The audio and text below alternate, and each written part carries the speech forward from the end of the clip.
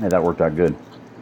I'm going to, I've uploaded a video to the Flat Earth Homeland channel for a long time. So I'm going to do that Citizen Kane one, put that on there.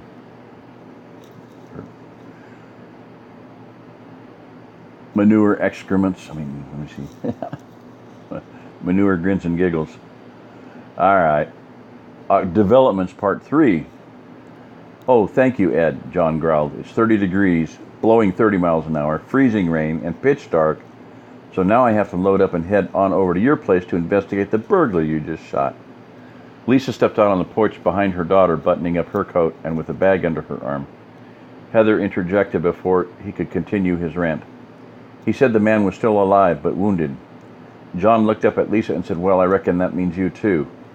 He turned and looked at the ice beginning to glaze the walk leading up to the porch, then turned back. "You've had more experience with this than I have. Do you reckon we should try to drive, or would we better be off riding the bikes? The way my leg feels, I don't care for the idea of walking the mile over to Ed's place." She laughed and said, "There's no way I'm going to try to ride a bike in that. Can you put some weight in the back of your truck to improve the traction? If we take it slowly, we shouldn't have too much problems getting there, though I do have to say, if it weren't for the emergency, I wouldn't try to drive tonight." The deputy sighed. "Yeah, I reckon we can stack blocks in the back over the rear axle. I'll pull the truck around next to the workshop. Dad, will you help me load them?" His father put his hat back on and they headed out. It took about 10 minutes to get the truck cranked, moved over to the workshop, and the blocks loaded. By then, both men were coated in ice and near to freezing. John turned the truck heater to its maximum setting and drove the truck up to the house, where Robert got out and Lisa got in. "Drive slowly," she said, "and keep it in low gear. The road is going to be quite slick in places." They pulled out and moved in the direction of the Strickland Ranch. Fortunately, the ice had not yet begun to cover the road too badly, except for where the road crossed several culverts. There the truck wanted to skid, which put John's heart in his mouth, but he kept it on the pavement. He looked to Lisa and said, "I'm a Florida boy. We don't get this kind of thing here more than once a decade. And when it happens, I stay off the road.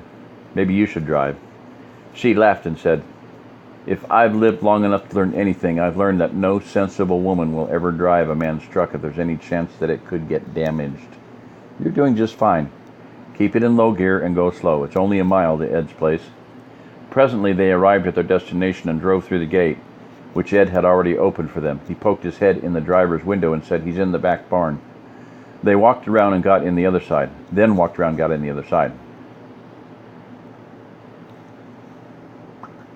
John drove towards the rear of the property. Ed continued, "Got some late calves in there, and with the ice storm I wanted to make sure they were well situated before I turned in for the night. About out of gas, so I went down on foot.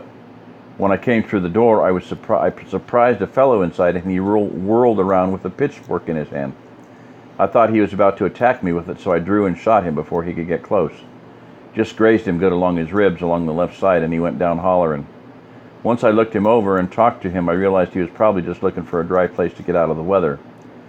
Other than hay and the calves, there's nothing in there worth stealing, and he didn't look like he was up to doing any rustling. Of course, he didn't ask if he could sleep in the barn either." John pulled up in front of the barn and they went inside. There was a man lying on a small pallet of hay in one of the stalls, pale and still. Lisa went to him and stripped off his shirt and began to examine him. After a while she said, "He's in shock, but I don't think he's seriously hurt. You're right, Ed, it was just a graze. There doesn't appear to be any bones broken, nor did the bullet enter the chest cavity. He is in shock, though, so he needs to be kept warm and watched closely. John, do you think we can get him to the hospital?" The deputy rubbed the back of his neck and considered it. "Well, if he needs to go, he needs to go. It's 15 miles there and 15 miles back with the ice outside getting thicker by the hour. But I guess it can't be helped. Let's load him into the truck and we'll take him in." Ed spoke up. "Lisa, how bad hurt is he? I ain't going to ask anyone to drive 30 miles in this kind of weather. You'd all likely end up spending the night in a ditch somewhere trying to keep from freezing to death. Looks to me like he just needs the wound cleaned and some sutures. If you can do that, I'll keep him at the house. At least until the storm's done, then John can take him on to the jail if he's going to. I'm not going to press charges against a man trying to stay alive in an ice storm, so he can just drop him off in Archer or wherever when the weather clears if he will. Ellie used to be a fair jackleg nurse in her day." Lisa considered it for a moment and then said, "Okay, under the circumstances, I wouldn't, but Ed's right about us trying to drive in this weather without the proper tires, change, or anything. The wound really isn't very serious. If we can get him up to the house where it's warm, I'll do what I can for him, and then we can leave him with Ed until the weather clears. If he worsens, Ed can call us on the radio." With that, they loaded the man into the truck and carried him into the house. Inside, Ellie had a fire going in the wood stove in the living room, so everyone soaked in the warmth. Ed went and got a Coleman lantern, pumped it up, and lit it for brighter light than what the kerosene lamps were giving out. Lisa carefully cleaned the wound and sutured it. When she finished, she coated it with an antibiotic ointment and put a bandage over it. She turned to Ellie and said, "If it starts bleeding badly, put pressure on it with a clean cloth. Change the bandage in the morning. Call me if it gets worse." Ed poured them all a hot coffee and fed them biscuits. When they finished, John and Lisa got back in the truck and drove slowly home. He checked on the animals in the barn and the greenhouse, then went in himself. He sat down in the living room next to the wood stove to soak up some warmth before taking his coat off. His dad had already gone to bed, and the girls were in the kitchen doing their schoolwork. Lisa came in and sat down next to the stove as well with a mug of hot peppermint tea. After a few minutes, John glanced at the kitchen door, then said, "I was meaning to speak with you before the excitement with Ed came up. Have you noticed how Brittany has been behaving lately? She seems pretty moody and depressed. Do you think it might be some sort of delayed reaction from the murder?" She said nothing for a minute as she stared at the fire through the glass stove doors. "I don't know, John. Pediatric psych was never an area I studied much, but having a daughter of my own, it would seem plausible that she could be having some form of reaction. She has been down these last few days. For that matter, Heather and Mel seem to be on the outs with each other too. I'll keep an ear out and see if I can determine what's going on." John nodded his head. "I'd sure appreciate it if you would. The girls are at home with us all day, but I can tell you I'm at sea with trying to cope with this. Mel's about to turn 11, so I suppose I should be learning to cope, but just now I'm sort of clueless. You reckon the girls have been fighting amongst themselves?" Lisa shrugged. "Well, maybe Heather and Mel, but they don't seem to be mad at Brittany. I'll have to try to find out, but it might take some time. Kids are all over nerve endings and about their privacy when they are hit puberty. We're already living closely together now without crowding them even further.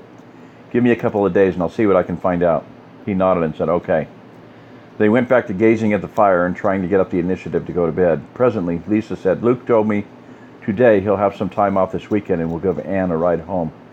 Probably be a good time for us all to talk. They're getting regular food shipments into town now, so he'll be bringing some groceries with him too.